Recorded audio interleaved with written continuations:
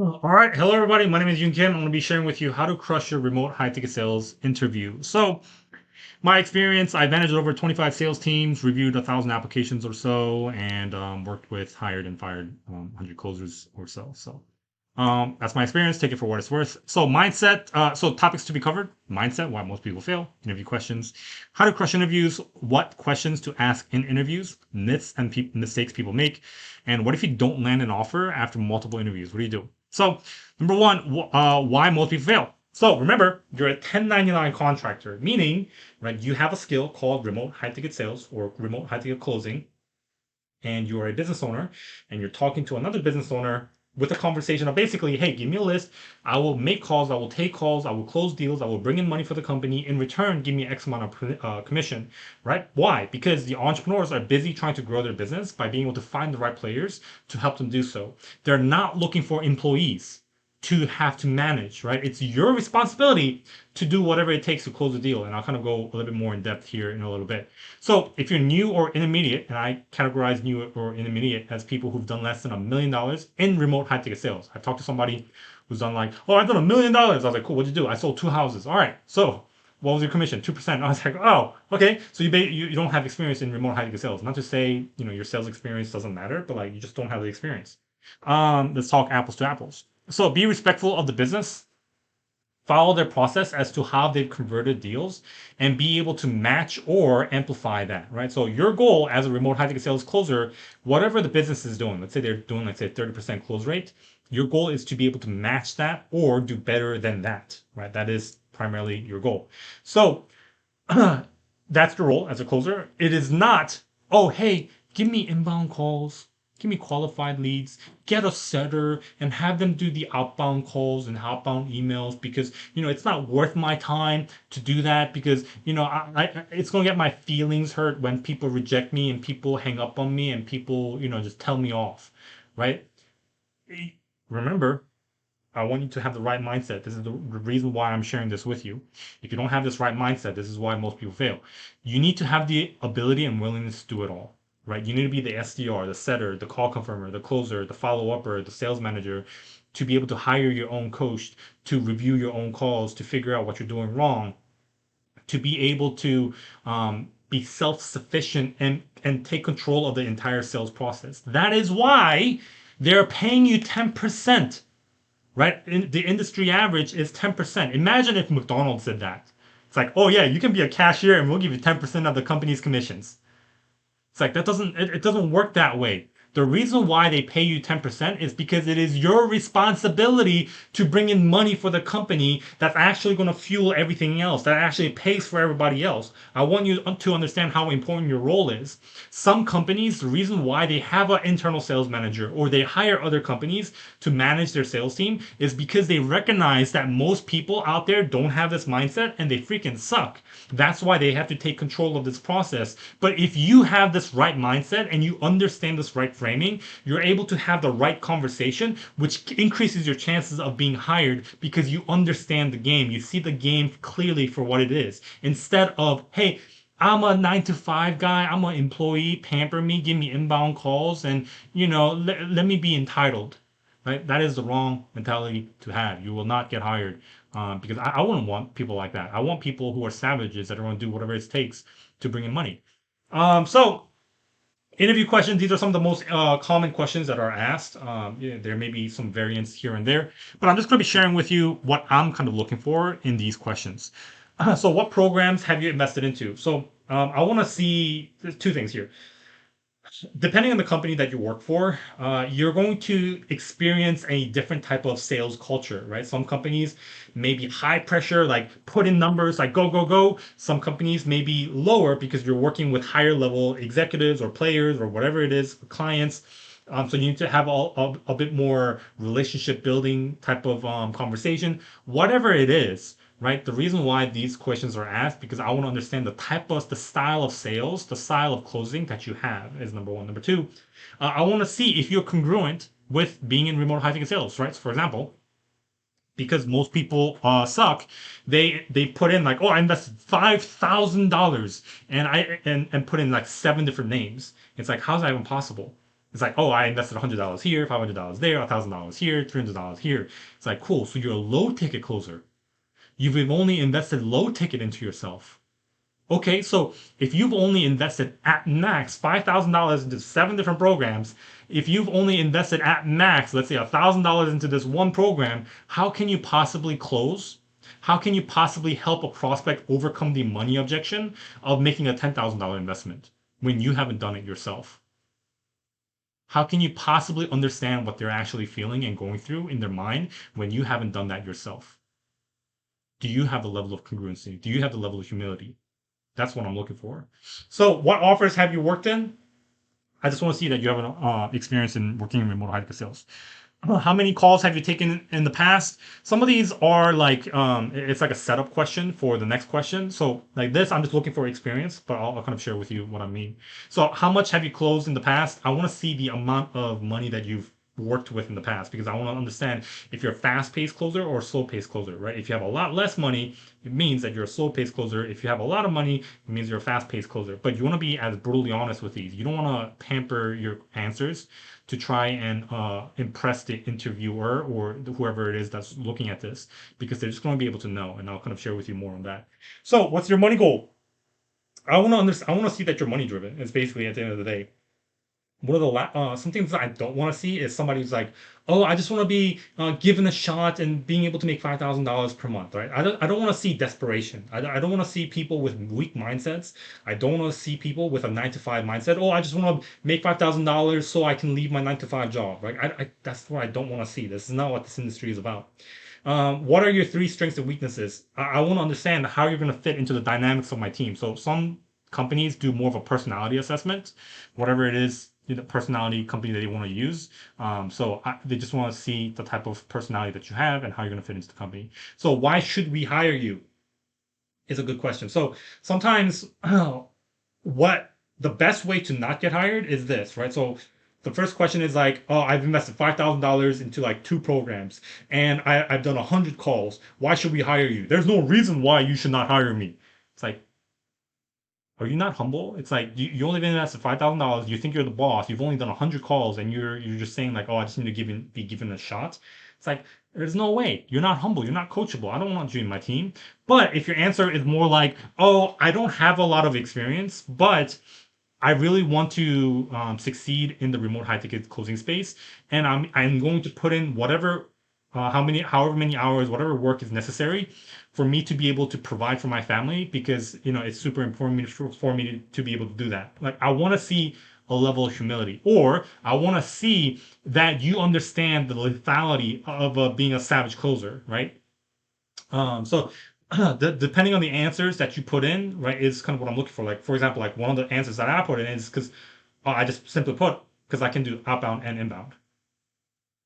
I can push both, right? Like no closer does outbound for whatever reason because they're lazy.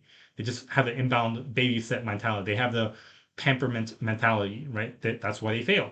That's why I will always crush them because what's going to happen is, let's say there's a big company and they're looking at this and they have a sales team of like, let's say 5 people. They're looking for closers and they're like, oh shoot, this guy can do outbound and inbound. Our guys can't even do outbound. Imagine if we bring this guy and he actually crushes it, then it's going to put a fire up of everybody else. So clearly, we should bring this guy on, or at least give this guy a shot to see if he can actually perform up to the expectations that he set himself based on these answers. So some of those are the reasons why. So how do you close a prospect? I just want to see what type of journey that you're going to take a prospect on, right? So for example, um, if I ask you this question, right, this is typically done on the interview stage, on the face to face. It's like, I want you to walk me through how you're going to have a closing conversation, right? So it's going to be along the lines of, hey, I'm going to first build a rapport with you, figure out what's going on, why you're struggling to accomplish the X, Y, and Z you're trying to accomplish.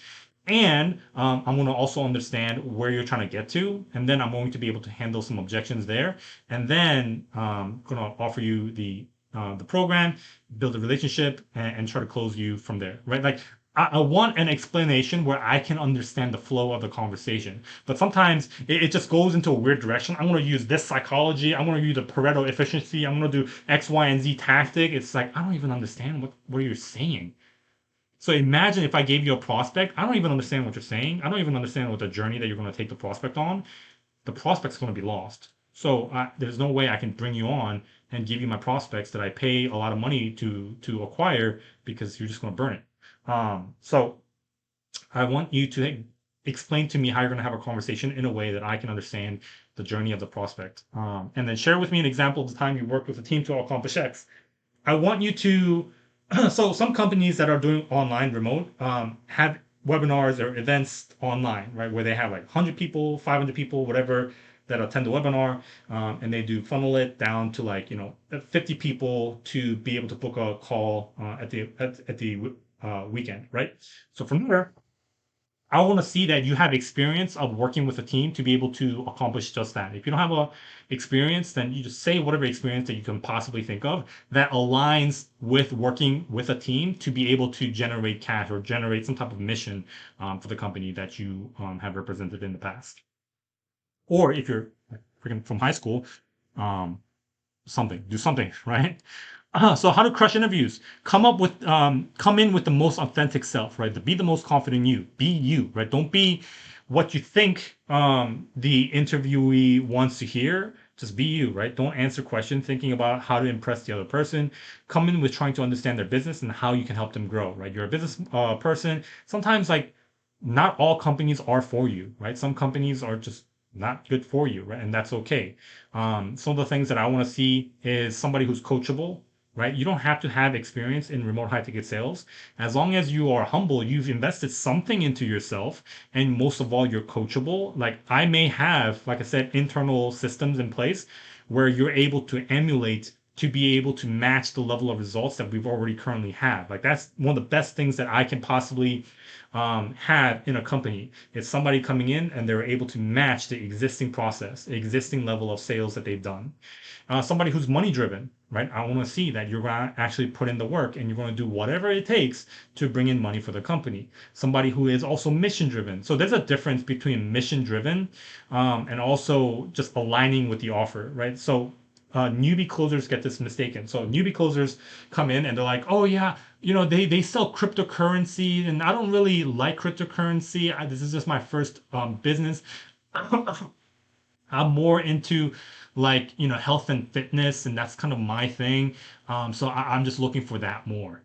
It's like, that doesn't make any sense. So mission driven is the entrepreneur or the company's mission to help people by being able to help them with an X, Y, and Z problem. So for cryptocurrency, it's being able to make a lot of money so that they can retire their parents or live the lifestyle that they want, right? In terms of closing, having a closing conversation, it's all the same, no matter what offer you go to. Do you not understand? People have a problem, they're looking for a solution, and you need to be able to handle their objection, or you need to be able to close them. Whether it's health and fitness, whether it's stock market investing, whether it's real estate investing, whether it's cryptocurrency investing. I've worked with gospel music, I've worked with hypnosis, I've worked with YouTube, I've worked with real estate, I've worked with all the various types of relationship coaching, like all these various types of offers. Like it's literally closing conversations, literally all the same. I just want you to understand that you are aligned with the mission of us wanting to help people out there be able to live better lives, right? You need to understand the difference. And then be self-sufficient. Like I said, the last thing that I want is somebody who just wants to be pampered and babied. And they're the worst type of people.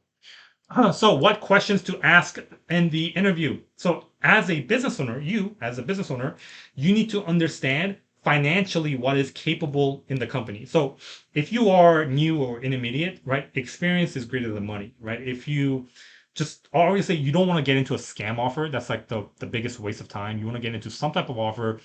They may not be in the best position, but as long as you can get some experience under your belt, that's all that really matters.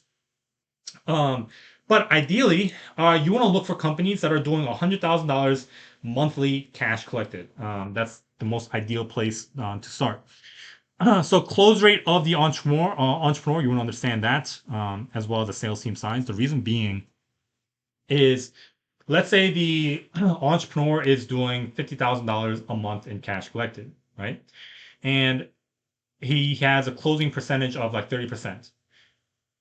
Your best case scenario is to be able to match the entrepreneur at 30%. If the entrepreneur can't even close at a high percentage in his own offer, entrepreneur ideally should be at like 70, 80%.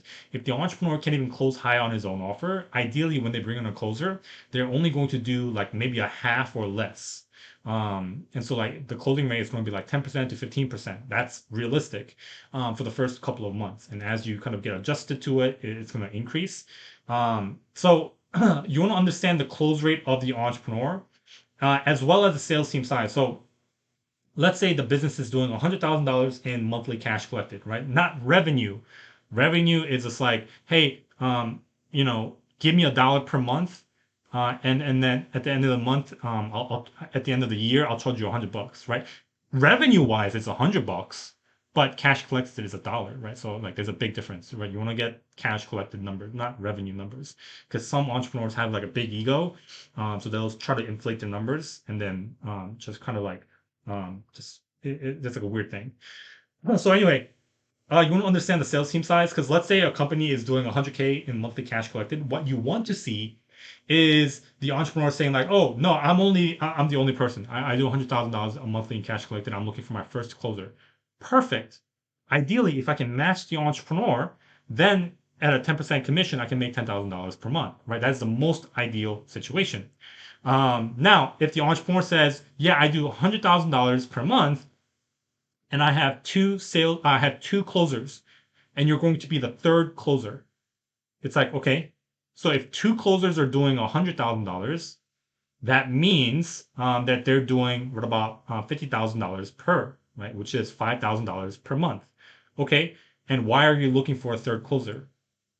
Well, because I want to be able to get to 150K. It's like, cool. So my cap, my limit, it's like 5K, 50K revenue, right? 5K cash collected, or 50K cash collected and 5K in commission, right? Like the numbers have to make sense. What sometimes doesn't make sense is like, let's say a company is doing 100K and they have like five closers and five setters. It's like, cool. Then everybody's doing like 20K per month. And if the closer is probably making $2,000 per month, and what's the setter making? Like $1,000 per month at 5%? It's like, cool, that's probably not the offer for me because then, it just, I'm going to spend so much time for not a lot of leads, or there's going to be a problem in the business model somewhere. And how are they acquiring leads? Are they organic? Are they social? Are they ads? Because, it's the way you handle some leads are different, but you want to understand how they're acquiring clients because sometimes if they do ads, if they spend a lot of money on ads, I want you to understand like when's the last time you saw a billboard for like, hey, buy this car for $30,000, and you're like, you know what, let's do that. Like it doesn't really happen, right? Ads, it takes a long time for the sales cycle to actually turn around, right? Somebody has to see an ad for maybe a year straight for them to invest 30 grand into something, right? Maybe for if it's a lot less, let's say it's like $1,000, it may be a lot less, but like I want you to understand ads people are a little bit colder. Social media, depending on if they do shout outs or whatnot, like that could be a little bit shorter. It all depends on the company and the offer, and the nurture process. Like organic is a little bit stronger in terms of being able to convert people, because right, if you let's say you follow my social media for the last 5 years, and I build a good organic relationship with you, and I do a call to action, your chances of investing high ticket with me, let's say $10,000, but you've watched me for the last 10 years or 5 years, whatever, it's a lot higher to close that deal, right? But there's a lot less numbers in organic and in social than ads, right? Or different avenues as to how people attract business. So you want to have a good understanding of that, of how this $100,000 is, for example, made up of. Like, is it more organic? Is it more ads, etc.? So what's the mission of the company? How big is their vision? I want to understand how big the mission of the vision of the company is. If the company is like, oh, we did, $1 million this year, and next year, we want to do 1 million and $100,000. It's like, cool. I can probably expect to make just the same amount of money next year, right? It's okay to just have that expectation. but just understand kind of the mission of the vision of the company that you're representing and that you're with, so that you can make a good business decision, whether you to have a different client or more clients, etc. So myths and mistakes people make, being who you're not, right? So being dressed up for the sales calls versus no shirt on. So like if you don't normally dress up, don't dress up on the interview calls, right? Because they're going to be able to review your calls or look at your calls, and it's like, why did he wear a suit and tie for my interview, but he's not wearing a suit and tie for my prospect, for my clients? Doesn't make any sense. And vice versa, right? Don't wear a like no shirt on. Like I've talked to an applicant didn't have a shirt on. I was like, cool. Hey, you don't have a shirt on. It's not for you, right?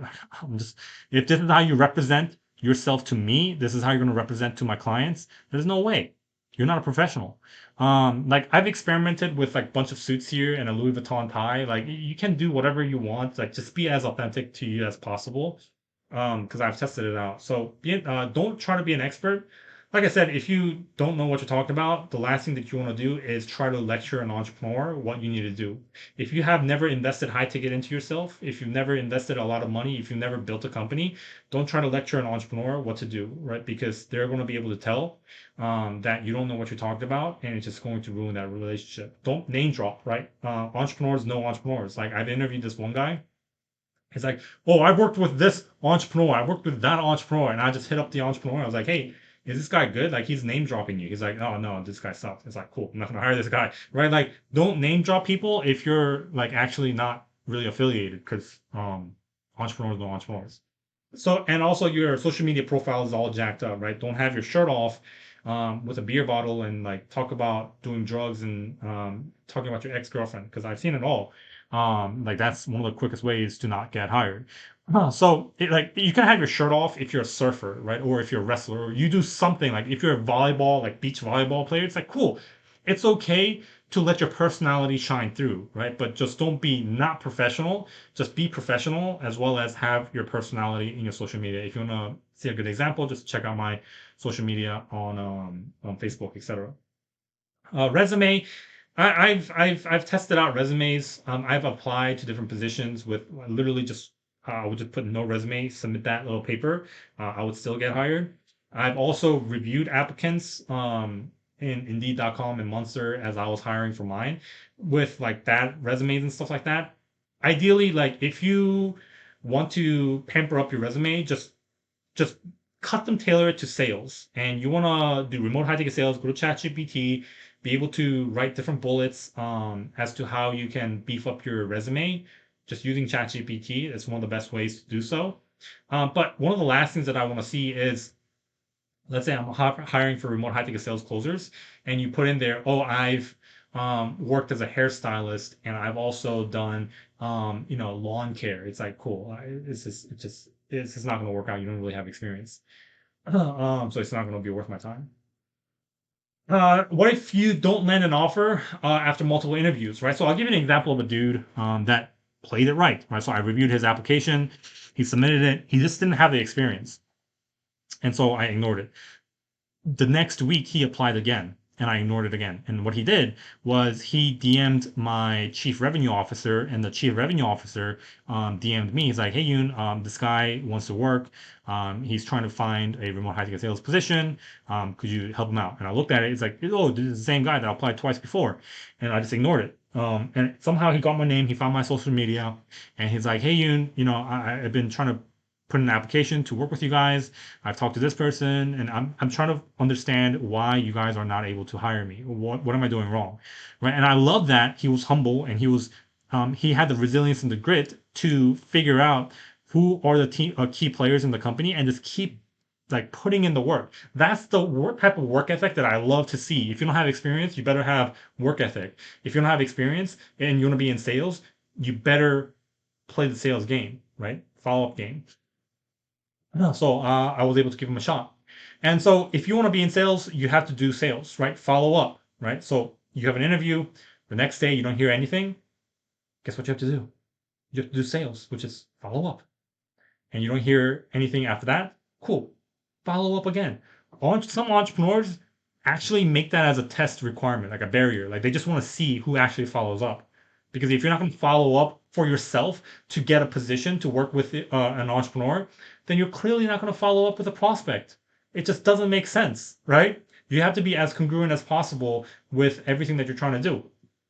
So follow up, just constantly is number one. Be humble and ask, right? So if you're not landing an offer or you're not landing an interview, offer after an interview, you do that consistently. It's like, cool. Hey, interviewee or entrepreneur, what did I do wrong that you weren't able to give me a position, right? Sometimes like that is also good because what happens is, let's say you and I have a closing conversation. You're a prospect, and you say, hey, no, I decided to go with another X, Y, and Z company. Then you say, hey, no worries. Hey, I'm just curious because what did I do wrong? Why didn't we earn your business? And they're actually going to give you the things as to why they were looking for. It's all the price is too high, the X, Y, and Z. It's like, cool. Hey, if we were able to help you with all that, like, do you want to go with us? Right? Like that's one of the like, that's clear way. So like be humble, ask what I'm doing wrong. What about the application did you not like, etc. Because it just shows in the level of professionalism that you have as a closer. So how to have a closing conversation is going to be the next video down below. If you enjoyed this video, would highly appreciate it if you liked and commented what you took away from it, what you found valuable from it. And peace.